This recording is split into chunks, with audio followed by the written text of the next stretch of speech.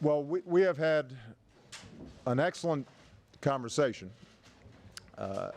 This group, in part, represents the 21st Century Policing Task Force that I put together after Ferguson in order for us to find constructive steps that we could take that law enforcement and communities could get behind in order to make sure that we're keeping our streets safe and we are protecting and supporting police officers who are doing a very difficult job, and we can make sure that our communities are being treated fairly and that people have confidence that the law applies to everybody equally. Thanks to Lori Robinson and Charles Ramsey and the members of that task force, we came up with a set of recommendations. And the good news is that over the last several months since the report was issued, we have seen a lot of law enforcement officers, a lot of chiefs, a lot of departments begin to examine these recommendations and figure out how they can implement them. We've seen real progress with respect to data gathering. We've seen real progress with respect to training. We've seen progress with respect to transparency and outreach to communities. The bad news is, as we saw so painfully this week, that this is a really hard job. We're not there yet. We're not even close to being there yet, where we want to be. We're not at a point yet where communities of color feel confident that their police departments are serving them with dignity and respect and equality, and we're not at the point yet where police departments feel adequately supported at all levels. So what we've done here is to build off the task force report and find out what's working, what's not, and what more do we have to do in order to bring the country and communities around the country together and make more progress on this front. And I'll just characterize a couple of things that have been identified. And I want to emphasize that there's still a diversity of views around this table. That was by design. We have police chiefs and representatives rank and file law enforcement. We've got people who have been protesting just this week. And we have sociologists, civil rights attorneys, governors, state legislatures. So as you might expect, not everybody agrees on everything. But here are the buckets of issues that everybody identified as worthy of more work, more study, and ultimately more action. Number one, we're going to have to do more work together in thinking about how we can build confidence that after police officers have used force, and particularly deadly force, that there is confidence in how the investigation takes place and that justice is done. Now, that's a complicated piece of work, but it's going to involve engaging with police departments and state's attorneys, as well as communities themselves, and potentially shaping a set of best practices that ensure when something happens that people feel like it's being investigated effectively and fairly, both for the police officer but also for the families of those who've been affected. And so one of our charges, I think, is to try to find effective ways to do that.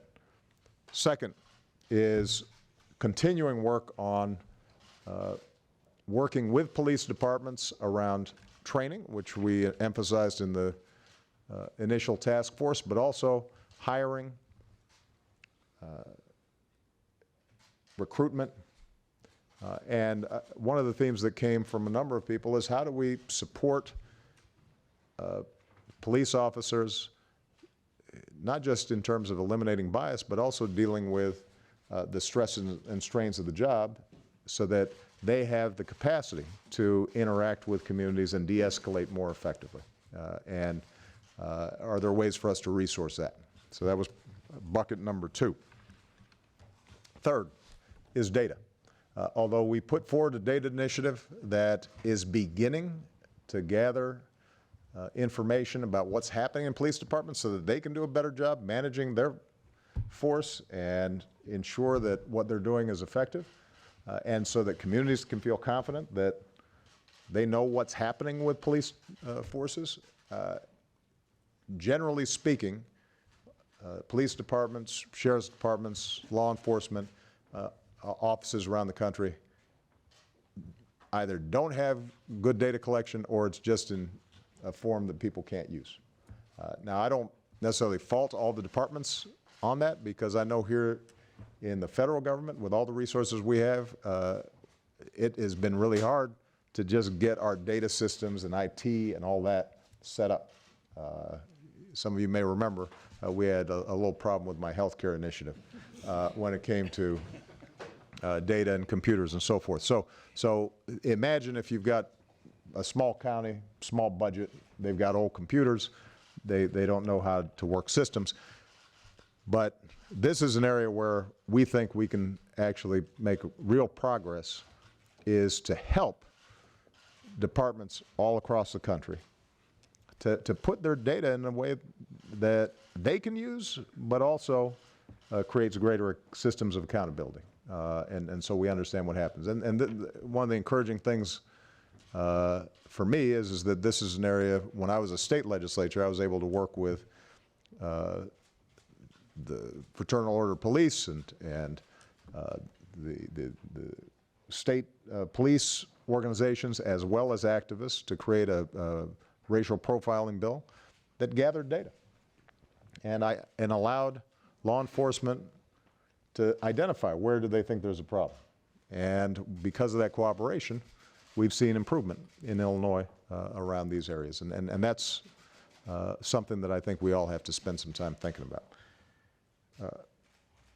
Next, we're going to continue to examine how we as a federal government can work effectively with local communities, because we've got 18,000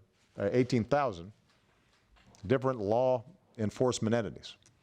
And we're not going to be able to do for a sheriff's department or a police department what it needs to be doing. What are the best ways for us to help them do the right thing when they want to do the right thing? And are there ways in which we can support communities to lift up problems when departments are unwilling to adopt some of the best practices that are out there? So we're going to spend some time looking on that. And finally, there was broad agreement that this needs to be sustained.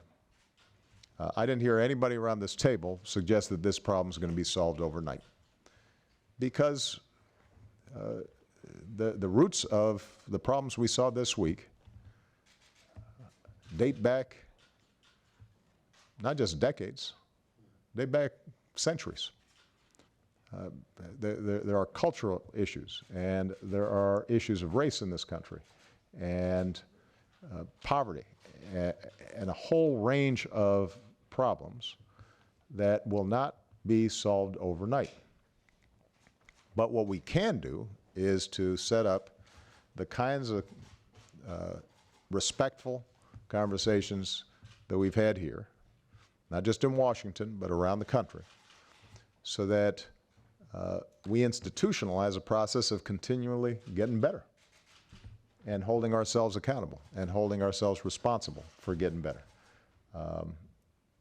And I think we've done that with the task force, but what's been apparent is that it's not enough just for us to have a task force, a report, and then follow up through our departments. We have to push this out into communities so that they feel ownership for some of the good ideas that have been floated around this table. So I just want to say how encouraged I am by the conversation. To the American people, I want you to know that this is a pretty representative group of the folks who've been involved in the debate in this issue and have practical knowledge and are thinking each and every day about how we can prevent the tragedies we saw in Baton Rouge and in Minnesota and in Dallas. And the conversation that took place around this table is very different than the one that you see on a day-to-day or hourly basis in the media. And one of the things that I encouraged everybody here to do was to try to be as thoughtful and respectful outside of this room as folks were to each other during the course of this conversation. Because I think the American people would feel more encouraged. Now, as I said yesterday, I do not want to gloss over the fact that not only are there very real problems, but there are still deep divisions about how to solve these problems. There's no doubt that police departments still feel embattled and unjustly accused, and there is no doubt that minority communities, communities of color, still feel like it just takes too long to do what's right. And the pace of change is going to feel too fast for some and too slow for others. And sadly, because this is a huge country that is very diverse, and we have a lot of police departments,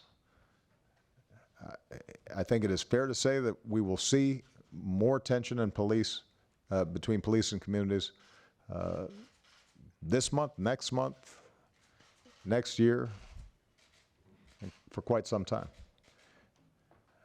The one thing I think we all have to do, though, is not paper over those differences or paper over those problems, but we do have to try to constructively solve them and not simply win talking point arguments, and not just give voice to what we're feeling at the moment. We have to, as a country, sit down and just grind it out, solve these problems. And I think if we have that kind of sustained commitment, I'm confident we can do so. All right? So thank you all for participating. It was a terrific conversation. They've all promised to take Michelle's call if she's wondering why I was late for dinner. All right?